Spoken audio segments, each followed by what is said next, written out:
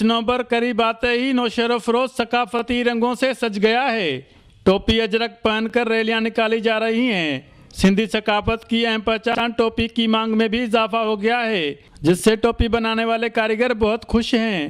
इसमें जो खर्चा होता है नगीना लगता है, इसमें सुट लगता है, इसमें खर्चा तकरीबन 2000-2500 तक होता है। व्यक्ति जो है तो 3500, 1500, 600 फटाफट इसमें है। सिंधी टोपी बड़ी मेहनत और महारत से तैयार की जाती है। हाथ से बनाई हुई टोपी की कीमत भी ज़्यादा होती है। खरीदारों का कहना है कि वो महंगी होने के बावजूद सिंधी टोपी शौक से खरीदेंगे। ये जो सकाफत का दिन आया है हमारे लिए खुशी की बात है, और ये जो टोपी है बहुत अच्छा दिन है।